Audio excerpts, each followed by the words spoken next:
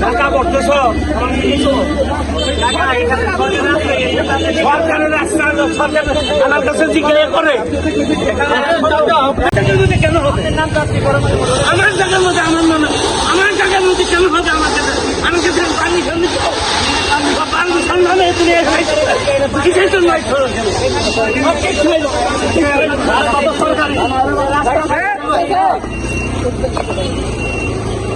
কিসের সরকারি এখানে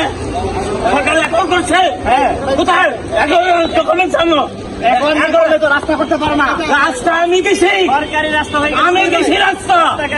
সরকারি আমি রাস্তা দিছি আমার জায়গাতে আপনি রাষ্ট্রীয় আপনার আমার জায়গা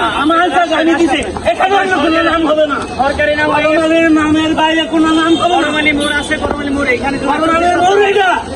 এখানে অন্য কোনো নাম হবে না তুমি সরকারি জায়গার মধ্যে করো না সরকারি না আমার সম্পত্তি আমার রেকর্ডের সম্পত্তি সরকারের জায়গার মধ্যে করো না এখানে কি করবেন আপনি এইটা করোনার সত্য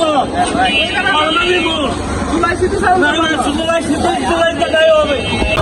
তোমার করতে দিবি আমি কি করতেছো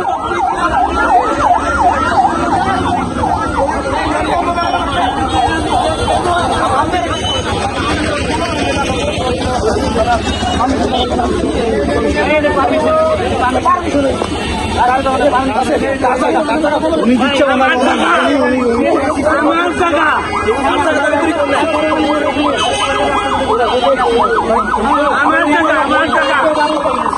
এখনো সরকার আমার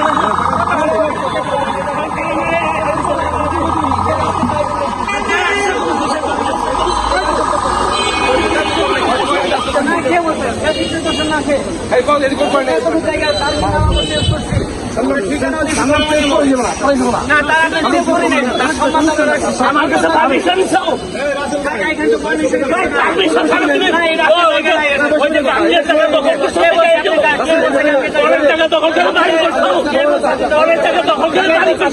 এই যে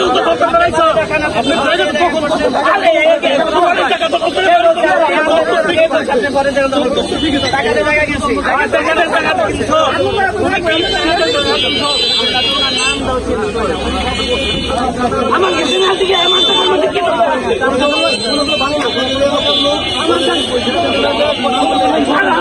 দিকে কেন হইলো আমার কাছে ঠিক আছে তুমি তাই না সফল করছো না আমি 1951 সালে থেকে রাজনীতি করি মানুষ রাজনীতি করি আমি কংগ্রেস পার্টি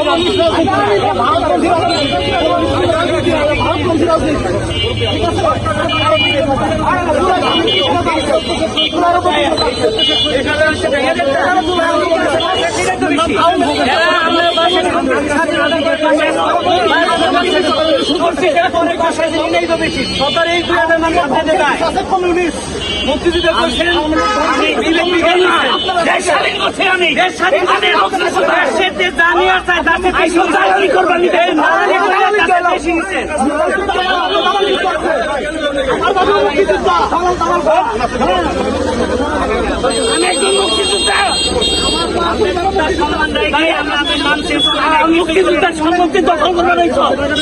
নাম দিয়ে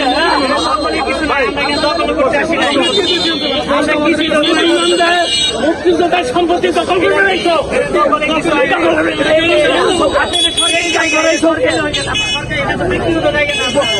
আমার ব্যক্তিগত জায়গা এটা হয়ে গেছে না আমার ব্যক্তিগত জায়গা আমার ব্যক্তিগত জায়গা ওটা বেশি বলতেছে না, উনি ফ্যাসিস্টের দালালি করে বাসায় আছে, আমরা কিছু বলছো না রে, সম্মানিত রাখছি করো, আমরা শুধু টাইমের সাথে জড়িত আছি, 6বার পার্লামেন্ট ইলেকশন করছি, আপনি ইলেকশন করছেন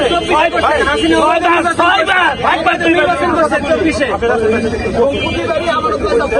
আমার বসার দরকার নাই, আমার বসার দরকার নাই, আমার কাছে শোনা, আমার কাছে না শিখাইয়া আমার সাথে পরামর্শ না করে এখন আইসে দখল করবার নি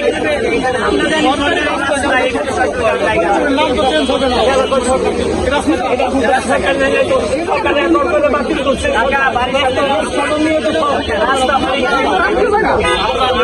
হয়ে গেছে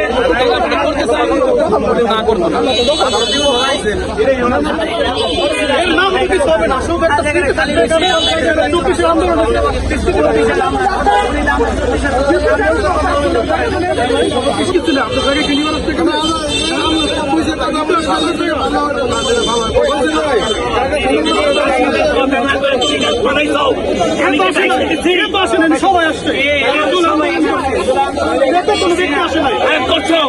খোলাই আন্দোলন করছো, তাইতে তো তুমি পাকাপুক্ত করবা, আমি আরো জানাইবে না আমার সম্পত্তির উপর। আমরা জানি সরকারি রাস্তা, সরকারি অনুমতি, সরকার কি জানো না যে এটা করোনার মোড়, এইটা কি করোনার মোড়,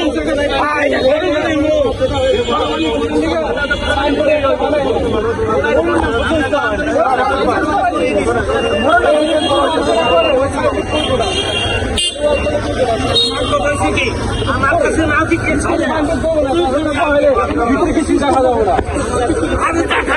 আমার কাছে পরামর্শ, আমার কাছে না জিজ্ঞেস করে কেন করবো? তার মনে তার টাকার মধ্যে তোমরা দখল করবা, দখল নাকি দখল নাকি? আরে 300 নাম নেই তো তোমরা দখল করতে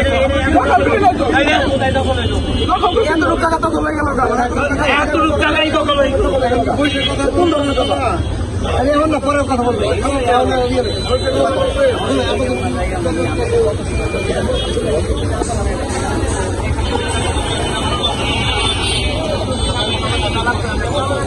এর সাথে আমরা যেহেতু জুলাই আন্দোলনে দোহাননবাবগঞ্জের মধ্যে সবচেয়ে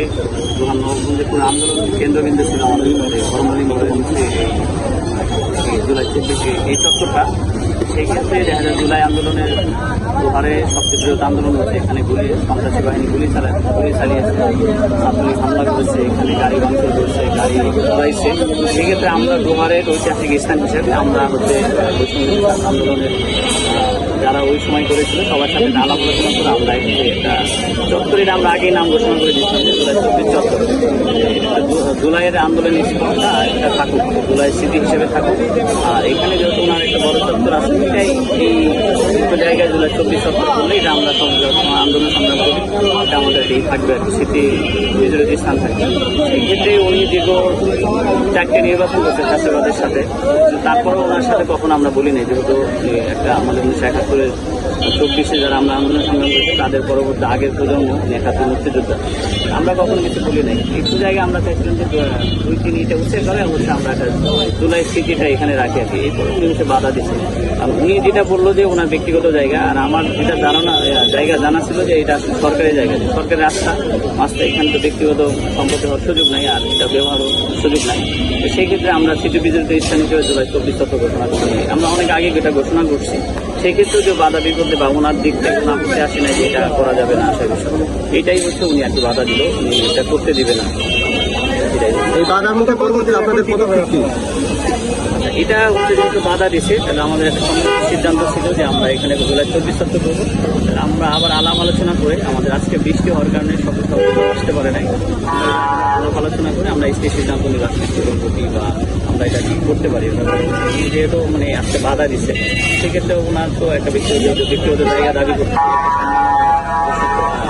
রাখি, উনি সিনিয়র মানুষ আমাদের, সেক্ষেত্রে আমরা পরবর্তীতে আলাপ আলোচনা করে একটা সিদ্ধান্ত নিলাম।